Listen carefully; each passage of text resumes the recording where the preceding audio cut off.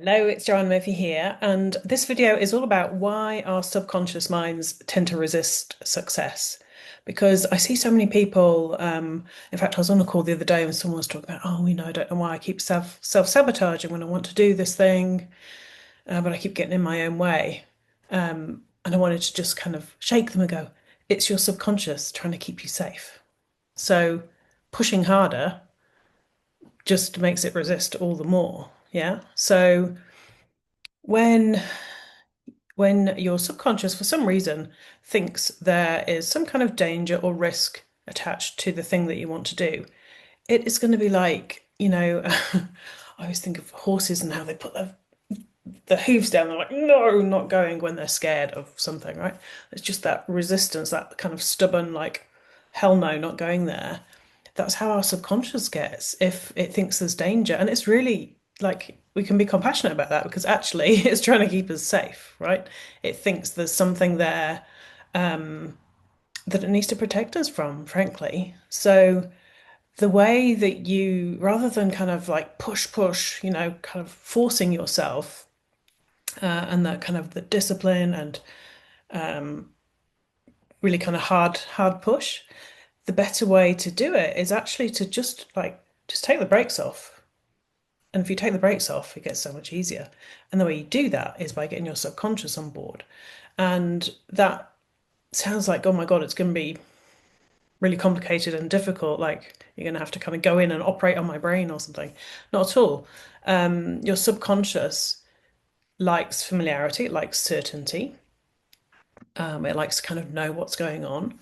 So, and it works in feelings and pictures, yeah, sensations, things like that. It doesn't really work so much in words, which is why affirmations only have a kind of limited impact. However, they just don't go deep enough. The best tool I can recommend is actually visualization. And elite athletes have been using this for decades, right? And performers of all sorts. When you rehearse, you get more and more familiar. So even whether it's a sports person or an actor or whoever, that rehearsal helps it get easier. And it's the same for us if we're in, perhaps you're in business and you've got some calls to make and you're resisting them, or doing a video like this on YouTube and resisting showing up to do that. The reason that you're doing that, your subconscious is doing that, is because it's associated some kind of harm or danger.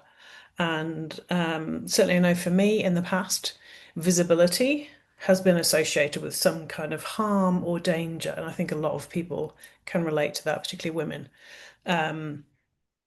So learning to unlink those two has been really powerful for me to actually be able to sit down and just like this, I've got a couple of notes and just sit and record. Like a few months ago, let's say 6 months ago, well, there's no way I would have done this, or not without planning every last detail before doing it. Whereas now, like I can just do it, it's fine. And what's helped me is the subconscious work. So I've done a lot of heart healing, which is a modality that I loved so much I went and got qualified in. So I do offer that to clients, and also a lot of this, the visualization, the subconscious work. So all of that to say, if you want to make success be much easier, what you need to do is kind of make sure your subconscious feels safe. And the way to do that is just to create familiarity. So visualization works so well, A, because it's pictures and feelings, and B, because you do it again and again and again and again. And when you keep doing that, of course, what happens is your subconscious gets more and more familiar with it. It's like, oh, okay, yep, I'm familiar with that. That feels safe. That feels okay. So the brakes go off. You can just go towards that thing rather than fighting it. Yeah, and the more you fight, what's that saying? What you resist persists. It's so true. Whereas if you just get rid of the reason for the resistance, the reason it's protecting you, then it can just flow and it can just be so much easier. Yeah, I think so often we can be quite tough on ourselves and think that these success blocks, these kind of getting in your own way, is about a lack of willpower or a lack of discipline or maybe even a lack of strategy. There's a lot of lack in that, right?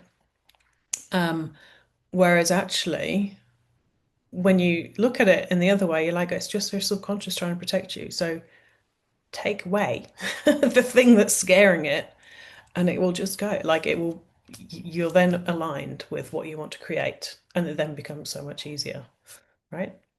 I do have a free successful, sorry, what's it called? Meet Your Future Successful Self visualization that you're welcome to get. It's on my website. You can get it as a free download. Um, on joannemurphy.co.nz, and I'll put a link in the video below as well.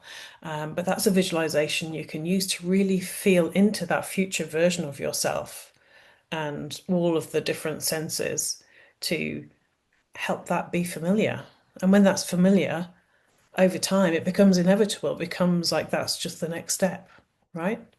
I think back to, gosh, must be 6 years ago now, I guess 5, 6 years ago, when we were living in America, my family and I wanted to move to New Zealand, and it seemed like a crazy, crazy idea, honestly.